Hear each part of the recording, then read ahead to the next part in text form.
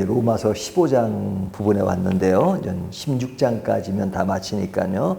이제 거의 끝부분에 왔습니다. 로마서 12장부터 16장까지는 이제 실천편이라고 이야기하잖아요.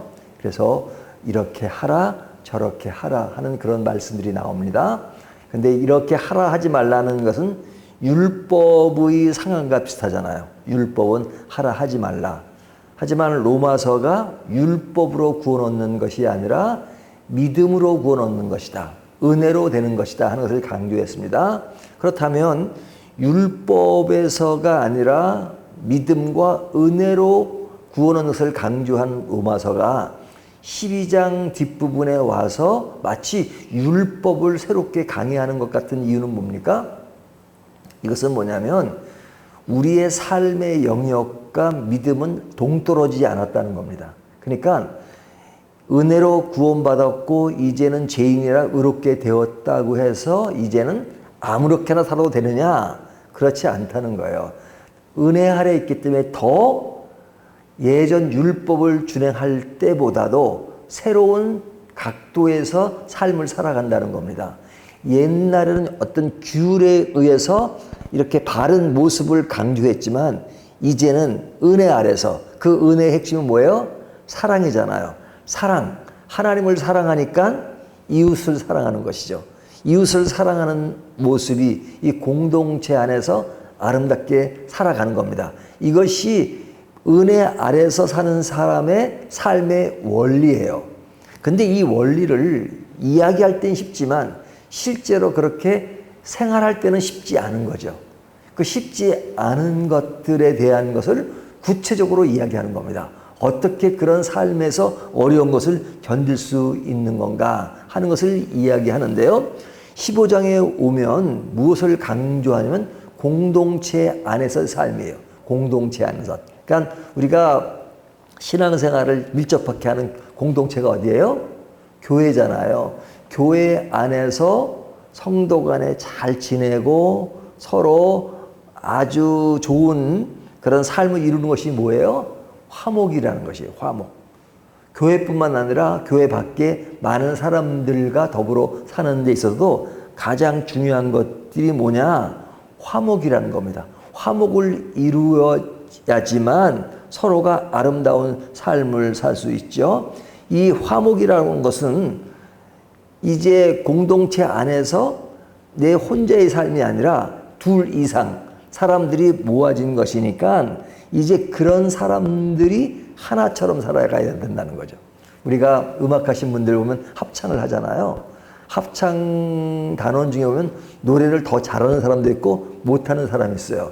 근데 내가 잘한다고 해가지고 소리를 크게 내면 어떻게 돼요? 합창의 하모니가 안 맞죠.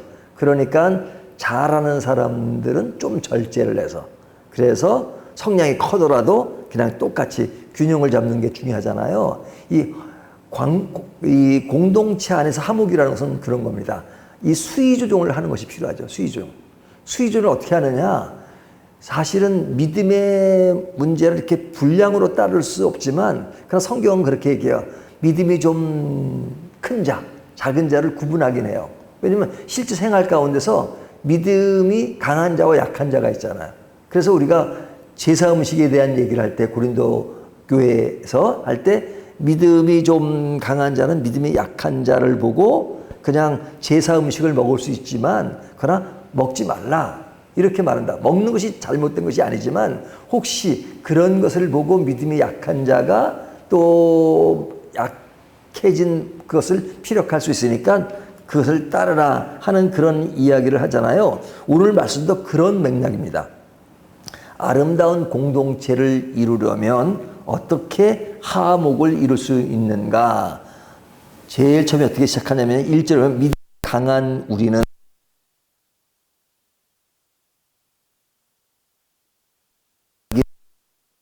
아니할 것이라. 자, 여기 보면 자기를 기쁘게 하지 말라는 얘기가 계속 반복돼요. 자기를 기쁘게 하지 말래요. 보통 사람들의 삶이라는 자기를 기쁘게 하잖아요. 자기를 기쁘게 하지 말래요. 어떤 사람이 강한 자가 약한 자 앞에서 자기를 기쁘게 하지 말고 약한 자의 약점을 담당하고, 그러니까 약한 자와 강한 자가 있는데 그 화목을 이루기 위해서는 강한 자가 많은 것을 버려야 된다 이거죠. 버리는 것이 뭐냐? 자기를 기쁘게 하지 않고 약한 자의 기쁨을 먼저 생각하라는 거죠. 그리고 그의 약점을 내가 담당하라 하는 이야기를 하죠. 그래서 이렇게 하는 것이 2절, 우리 각 사람이 이웃을 기쁘게 하되 선을 이루고 덕을 세우도록 할지니라. 자, 우리 각 사람이 이웃을 기쁘게 하고 선을 이루고 덕을 이루기 위해서는 강한 자가 약한 자의 약점을 담당하라, 이렇게 말씀하는 거죠. 이것이 쉬운 것은 아니지만 내가 강하기 때문에 더 겸손하고 더 그의 입장으로 내려앉는 것, 이것이 화목을 이루는 것이다. 왜 이렇게 해야 되느냐? 3절을 보면 그리스도께서도 자기를 기쁘게 하지 아니하셨나니. 그 모델이 누구세요? 예수님이시죠. 예수님이 자기를 기쁘게 하지 않으셨대요. 기록된 바 주를 비방하는 자들의 비방이 내게 미쳤나이다 한과 같으니라. 지금 예수님은 자기를 기쁘게 하시는 것이 아니라 누굴 기쁘게 하기 위해서 낮은 자가 되셨어요? 약한 우리들을 위해서. 그러니까 예수 그리스도께서 그런 모습을 지닌 것이라면, 우리가 이제 은혜 받은 우리라면 우리가 그리스도를 닮아가는 거죠. 그리스도께서 자기를 낮추신 것 같이 우리를 낮추고 나를 기쁘게 하는 것이 아니라 상대방을 기쁘게 하는 것, 이것이 그리스도께서 모범을 보인 것이고, 또 4절을 보면 무엇이든지 전에 기록된 바는 우리의 교훈을 위하여 기록된 것이니 우리로 하여금 인내로 또는 성경의 위로로 소망을 가지게 함이라. 성경의 말씀이 그렇다는 겁니다. 말씀이 우리 보고 그런 화목을 이루도록 하라. 그러기 위해서는 우리가 인내로 또 성경의 위로와 소망을 가져, 그런 가진 소망 속에서 우리가 그런 자세를 취하는 것, 이것이 성경이 권면하는 것이기 때문에 우리는 인내와 위로의 소망을 가지고 그 일을 행하는 것이다, 이렇게 말씀하십니다. 뿐만 아니라 5절을 보면 이제 인내와 위로의 하나님이, 자, 하나님이 어떤 하나님이시라고요? 인내와 위로의 하나님이 너희로 그리스도 예수를 본받아 서로 뜻이 같게 하여 주사. 하나님이 그런 하나님이시다. 그러니까 하나님이 그러신 분이고 예수님이 모범을 보이셨고 성경의 말씀이 그런 것이니까 우리는 당연히 그렇게 해야 된다 하는 거죠. 율법의 어떤 조항에 따라서 끌려가는 것이 아니라 그런 하나님의 속성과 그리스도의 모범과 그리고 성경의 권면이기 때문에 그렇게 해야 된다, 이렇게 말씀하시는 겁니다. 그래서 이와 같은 자세를 취하게 되면 어떤 결과를 낳게 되느냐? 2절로 올라가면요, 우리 각 사람이 이웃을 기쁘게 하되 선을 이루고 덕을 세우도록 할지니라. 덕을 세운대요. 이렇게 함으로써 덕을 세우는 겁니다. 우리가 때에 따라서는 내가 좀 창피하고 내가 조금 사람들에게 좀 오해를 받더라도 어떨 때는 덕을 세우는 것이 필요하죠.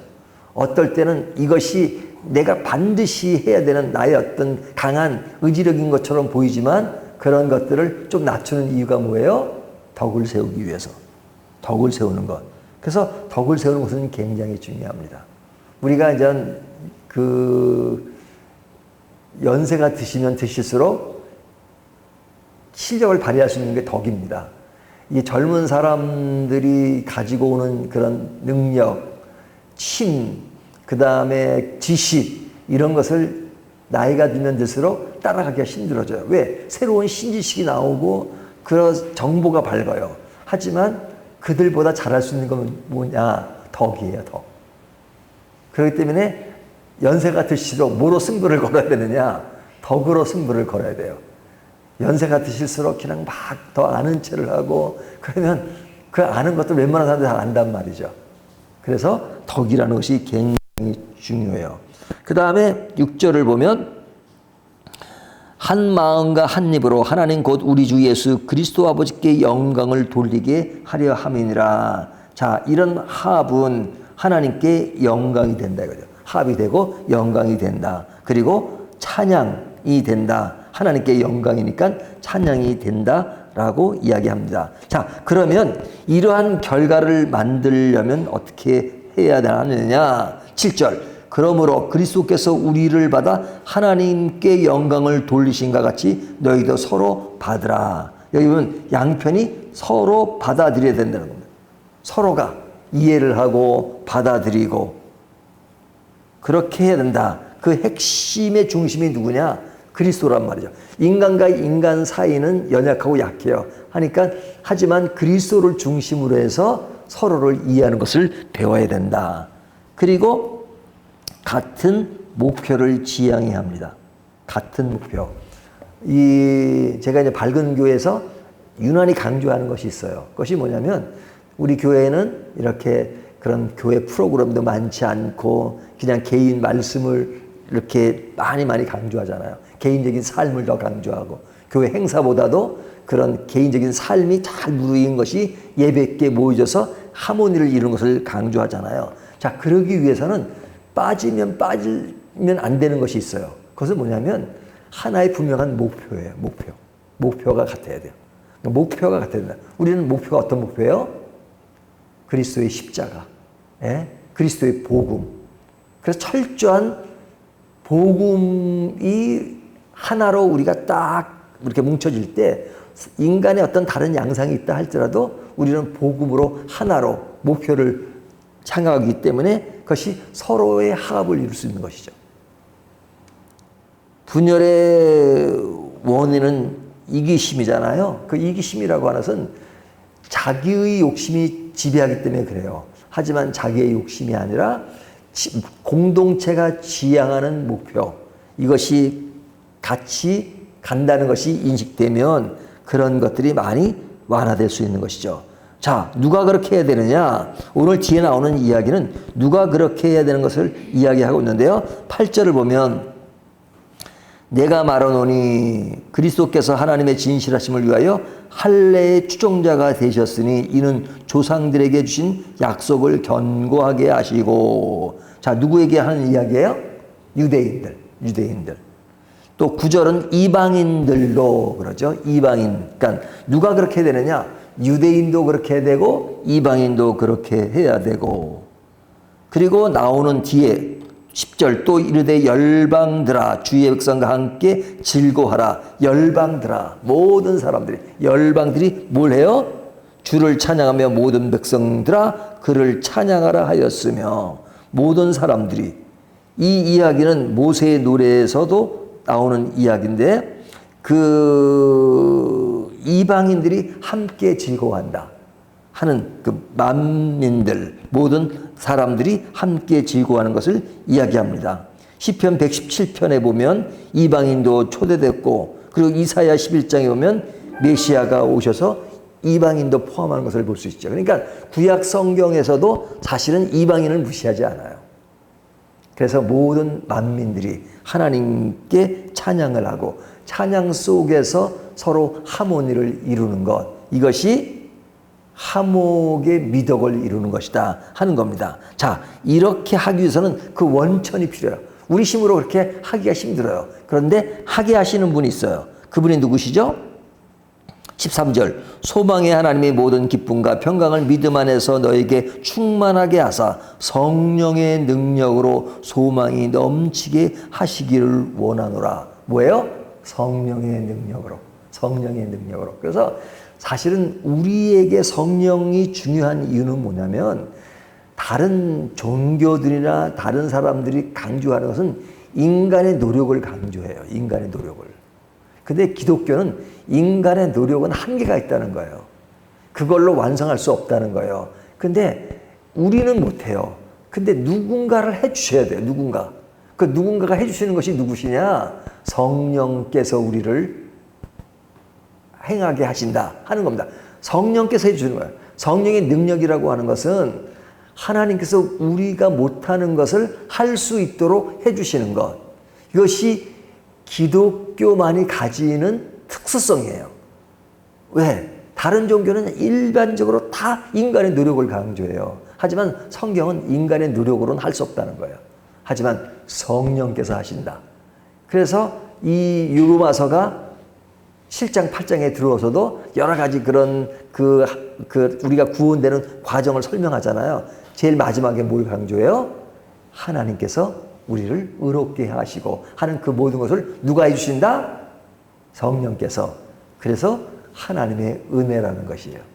오늘 이 말씀을 가지고 우리가 화목의 미덕을 이루기 위해서는 우리가 성령님께 의존하고 그렇게 하시고, 그러기 위해서는 우리가 그런 성령의 능력 안에서 내가 강한 자의 입장에 있으면 약한 자에게 나를 기쁘게 하는 것이 아니라 낮아지고 그의 입장을 생각하고 배려하고 그런 것이 화목을 이루는 미덕이다 하는 것을 오늘 본문이 말씀해 주고 있습니다. 이 말씀을 따라서 그리스도를 본받아 우리의 삶을 더욱 낮추고 아름답게 만들어가는 저와 여러분이 되시기를 주님의 이름으로 축원합니다.